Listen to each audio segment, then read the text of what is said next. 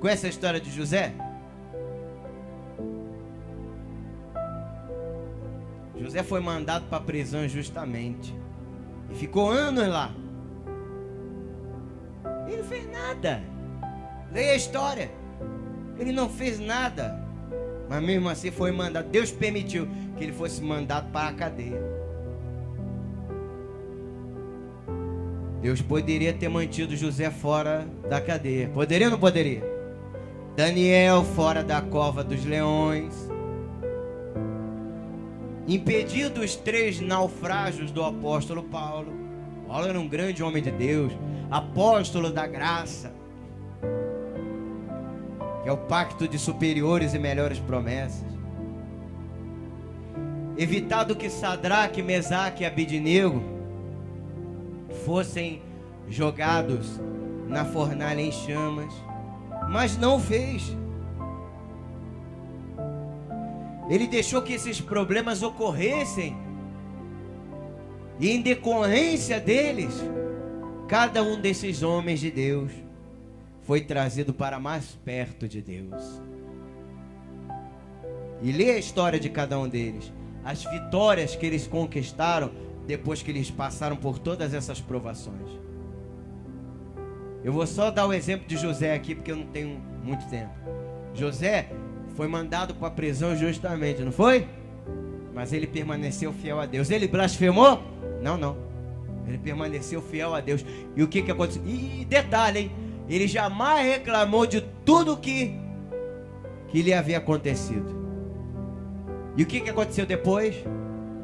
De escravo, de prisioneiro encarcerado, se tornou governador do Egito, que eram os Estados Unidos daquela época. O Egito era os Estados Unidos daquela época. O Egito era a nação mais próspera daquela época, mais poderosa. E que se acontecesse alguma coisa de ruim com o Egito naquela época, o mundo também sofreria. É o que nós estamos vendo hoje, né? Você vê, os Estados Unidos quebrou e metade do mundo quebrou junto com os Estados Unidos. Não foi o que aconteceu? O Egito era os Estados Unidos daquela época.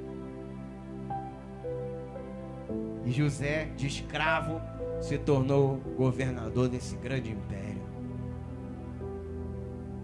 Maravilha. Abra em 2 Coríntios, capítulo 1, versículos 9 e 10. Segunda epístola de Paulo aos Coríntios, capítulo 1, versículos 9 e 10. As dificuldades nos forçam a olhar para Deus e a depender dele, em vez de confiar em nós mesmos, abençoados.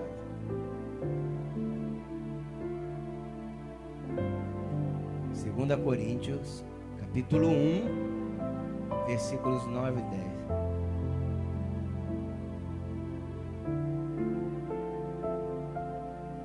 Contudo, já em nós mesmos tivemos a sentença de morte, para que não confiemos em nós, e sim num Deus que ressuscita os mortos, tá vendo? Confia em Deus. E confiando em Deus você vai superar. Você vai superar essas adversidades. O qual nos livrou, maravilha. Ele já livrou você de muita coisa, não livrou? Deus já me livrou de muita coisa. E eu acredito que a você também, não é verdade? Mas ele não vai parar por aí não. O qual nos livrou e livrará de tão grande morte, ou seja, de tão grande provação, em quem temos esperado, que ainda continuará a livrar-nos, desde que você procure depender única e exclusivamente dele. Que você fazendo isso, pode ficar tranquilo e sossegado. Está escrito aqui, ó, que ainda continuará a livrar-nos. Deus jamais abandonará você. Abra em Isaías 59, versículo 1. Isaías, Livro do profeta Isaías, capítulo 59, versículo 1. É aquilo, abençoado. Você nunca saberá que Deus é tudo o que você precisa até que Ele seja tudo o que você tiver. E foi isso que eu aprendi. Independentemente da causa, você não precisa se preocupar com a causa. O que está causando isso? Esses problemas. Então, independentemente da causa, nenhum dos seus problemas, nenhum dos seus problemas poderia acontecer sem a permissão de Deus. E se Ele está permitindo, é porque Ele deseja fazer coisas grandes na tua vida. E Ele está usando esses problemas aí para preparar você para isso. Agora, Ele jamais te abandonará. Eu provo isso para você aqui, ó, em Isaías 59, versículo 1. Eis que a mão do Senhor não está encolhida. Ele não está de braços cruzados para você. Você pensa que Ele está observando tudo que está acontecendo na sua vida com os braços cruzados? Não. Eis que a mão do Senhor não está encolhida para que não possa salvar, nem surdo o seu ouvido para não poder ouvir.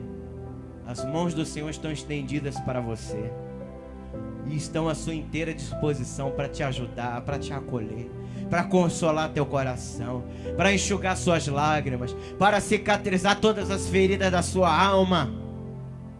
E os ouvidos do Senhor estão atentos a cada palavra da sua oração. Você recebe isso? Receba essa palavra. Creia. Uma vez que Deus está no controle de tudo, diga: Deus está no controle de tudo. Acidentes são apenas circunstâncias do plano de Deus para você.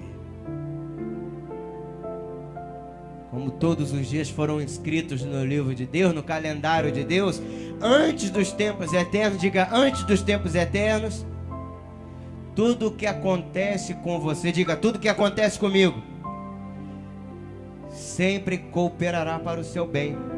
Romanos 8, 28, abra lá. Romanos 8, 28. Abençoado, nós vivemos em um mundo caído. Somente o céu é perfeito. É por isso que temos que orar. A oração que Jesus nos ensinou. Qual foi a oração que o Senhor Jesus nos ensinou? Seja feita a tua vontade, assim na terra como no... O que significa isso? Senhor, torna a minha vida aqui nessa terra perfeita, como ela seria aí no céu. Se ela estivesse no céu, nesse instante, nesse momento. Busque essa perfeição para a sua vida, que essa perfeição virá. Graças a Deus, o Senhor Jesus nos ensina isso. Porque nós vivemos num mundo de aflições, num mundo caído. Muitas das vezes atravessamos dias maus.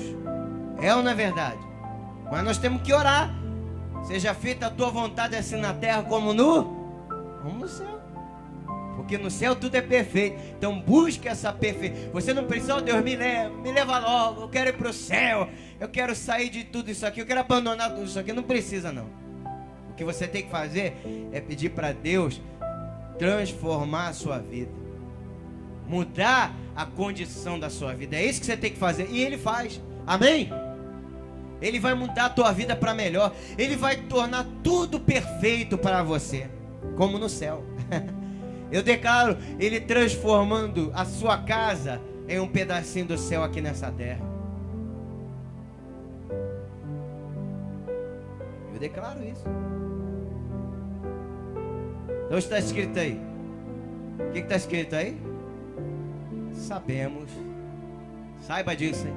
Receba que todas as coisas, diga todas, tudo, até aquilo que deixa você com os cabelos arrepiados, com os olhos arregalados, tudo coopera para o bem daqueles que amam a Deus. Amém?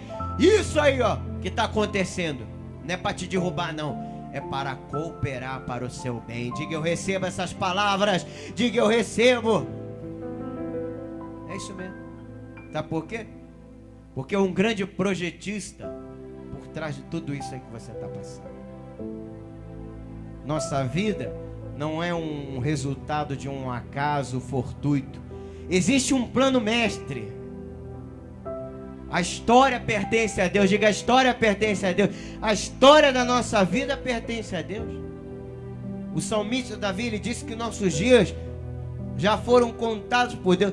Deus sabe de tudo, abençoado. Ele sabe o que você está passando. Ele sabe o que você ainda vai passar. Então fica tranquilo, fica em paz. Não turbe o vosso coração. Tenha bom ânimo. Você tudo pode naquele que te fortalece. O plano de Deus para a nossa vida envolve tudo o que nos acontece. Erros, mágoas, doenças, dívidas, divórcios e até mesmo a morte de pessoas queridas. Deus pode fazer o bem aflorar da pior perversidade. Abandone a esperança.